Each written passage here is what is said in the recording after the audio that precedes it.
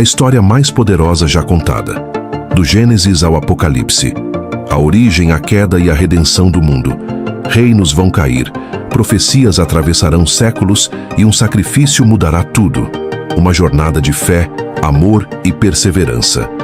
Veja agora um resumo dos principais eventos narrados no livro da Palavra de Deus, a Bíblia Sagrada. Porque esta não é apenas uma história, é a verdade que atravessa os tempos. No princípio, não havia som, nem forma, nem tempo, apenas o vazio. E Deus, com uma palavra, ele rasgou a escuridão. Haja luz. E a luz nasceu, separando dia e noite como véus de fogo e sombra. Ele ergueu os céus como um manto, firmou a terra sobre o abismo e ordenou que as águas se recolhessem, revelando o chão seco. Plantas brotaram, estrelas dançaram no firmamento e os animais preencheram os mares e campos. Mas ainda faltava algo. No sexto dia, Deus curvou-se sobre o pó e ali, com suas próprias mãos, moldou o homem.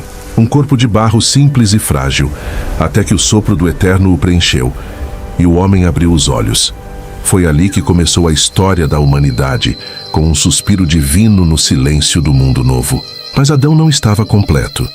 Em meio à beleza do Éden, ele deu nome a todas as criaturas, mas nenhuma era como ele. Então Deus o adormeceu e fez nascer a mulher. Eva, não feita do barro, mas da costela do próprio homem.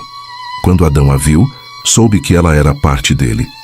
Juntos caminharam entre rios, árvores e animais selvagens. Deus os visitava no fim do dia. Havia paz, inocência e comunhão. Mas havia também um limite, uma árvore, um fruto, uma ordem. Não comam. Foi então que a serpente falou, e Eva ouviu.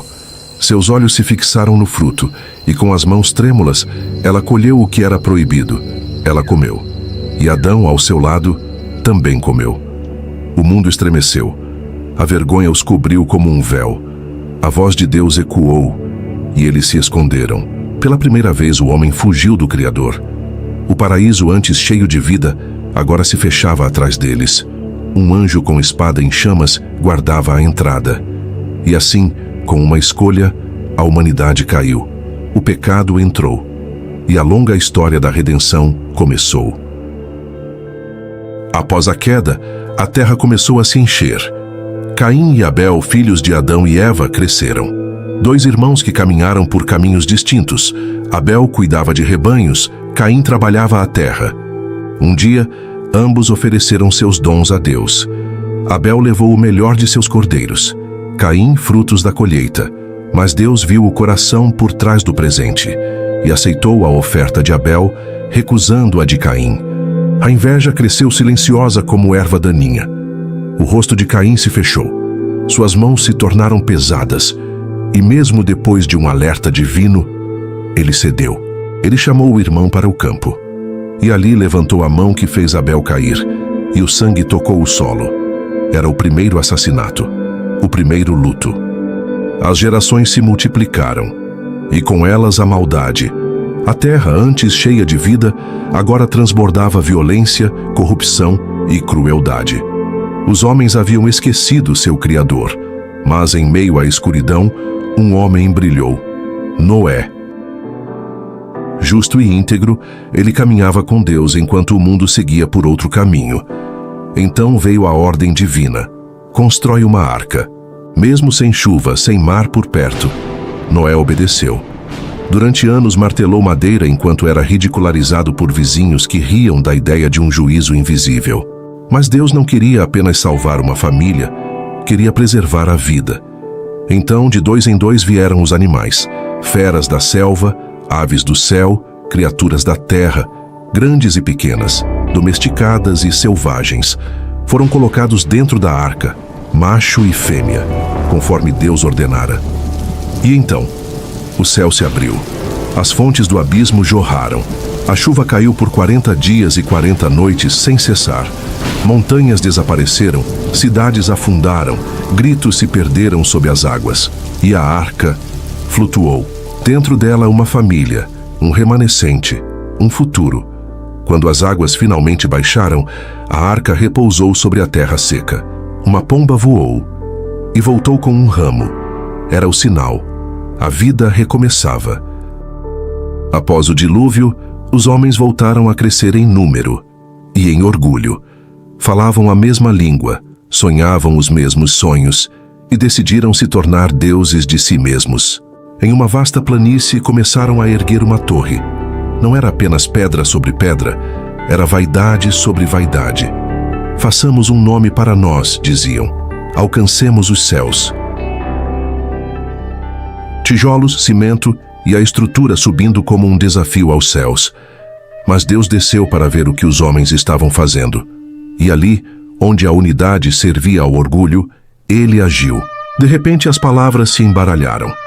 Os olhos ainda se reconheciam, mas as vozes não mais se entendiam. Confusão, gritos, ferramentas largadas no chão. O projeto parou. E os homens, antes unidos pelo ego, foram espalhados pelos ventos.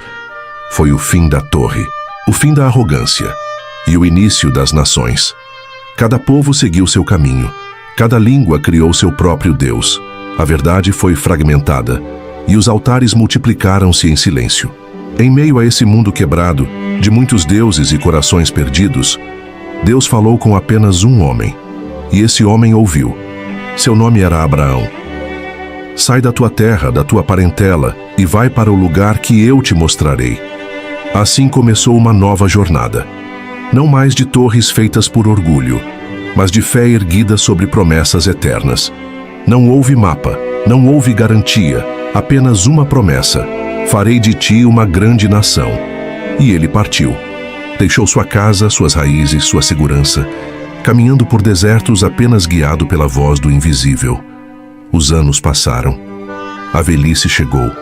O ventre de Sara, sua esposa, permanecia estéril.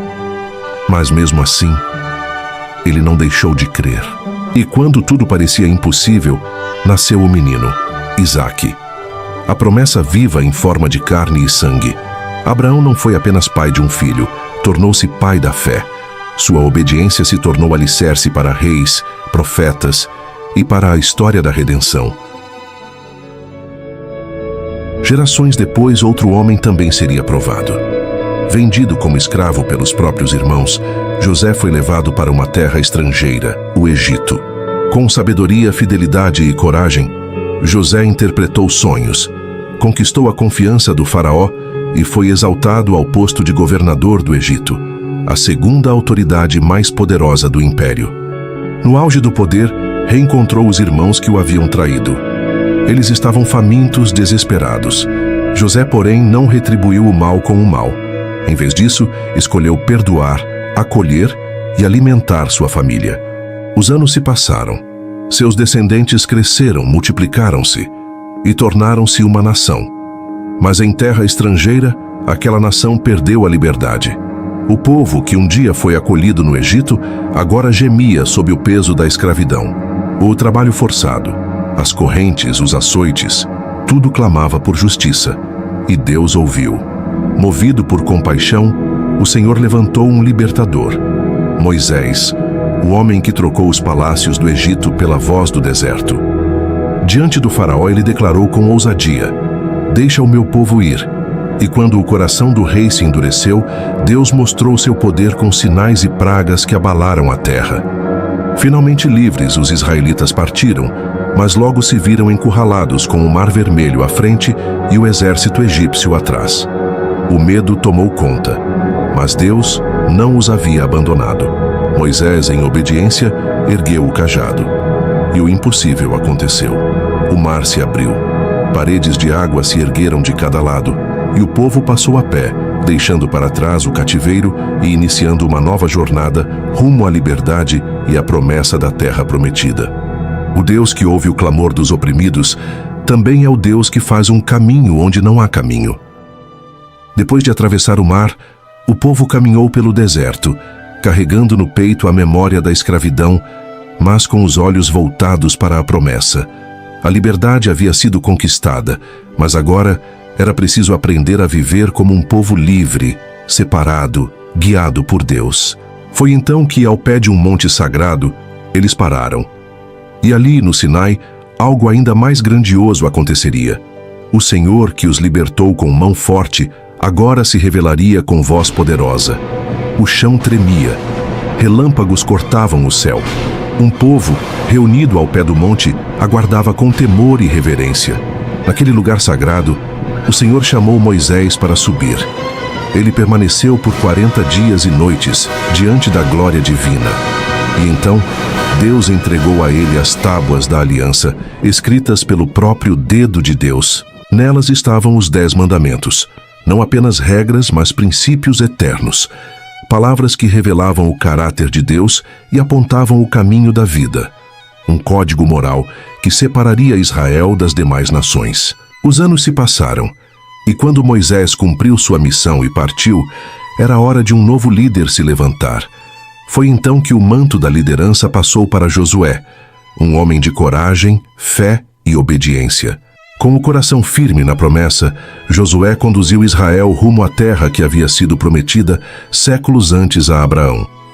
Mas antes de tomar posse da herança, um obstáculo grandioso se erguia diante deles: Jericó, uma cidade fortificada, com muralhas altas e intransponíveis.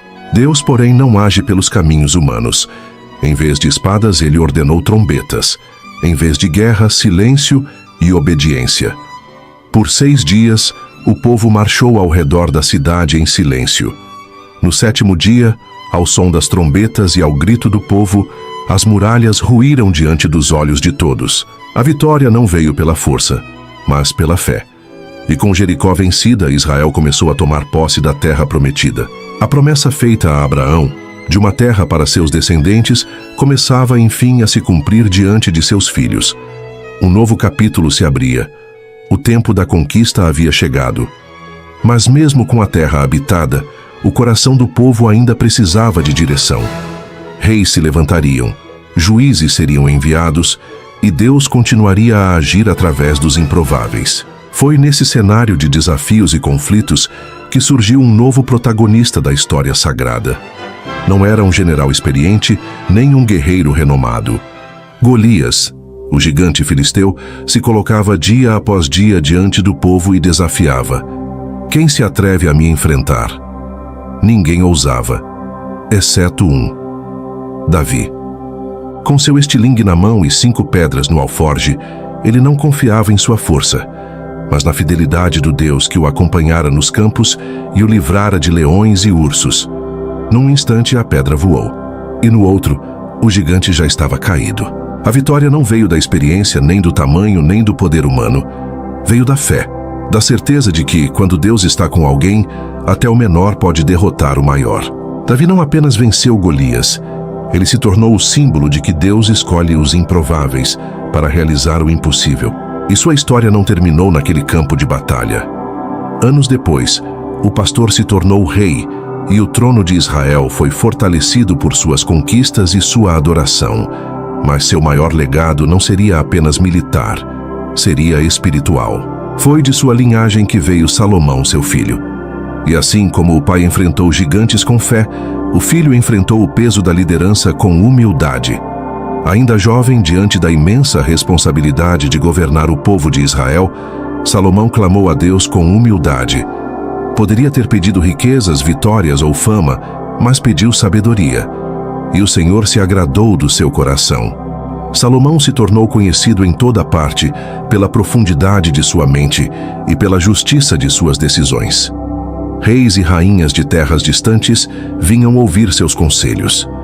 Seu reinado foi um tempo de estabilidade e esplendor em Israel. Mas os dias de ouro não duraram para sempre. Com o passar do tempo, os corações se afastaram.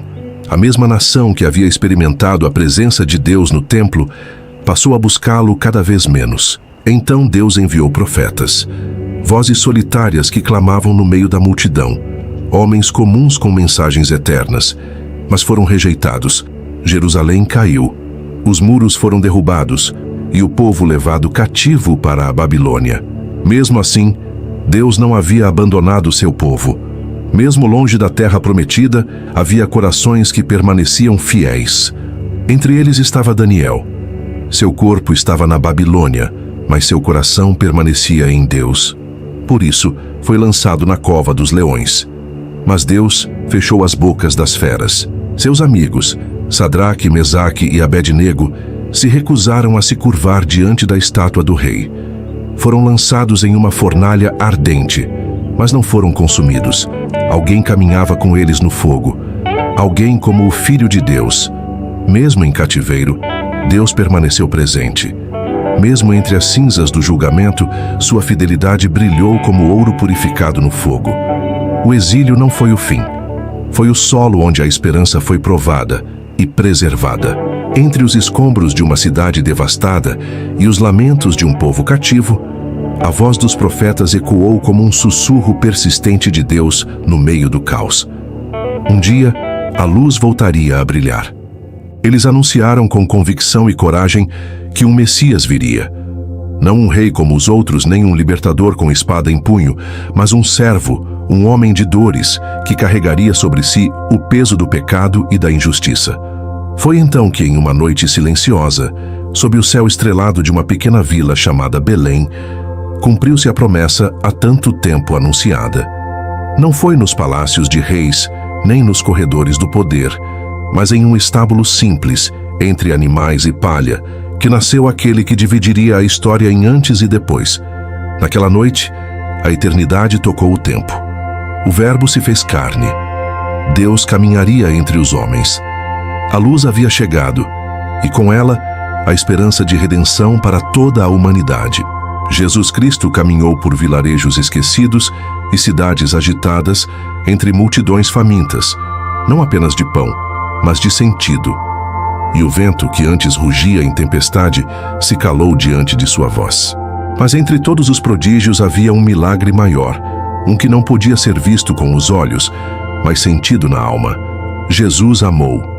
Amou os pecadores, amou os desprezados, amou até os que o traíram, zombaram, negaram e pregaram-no numa cruz.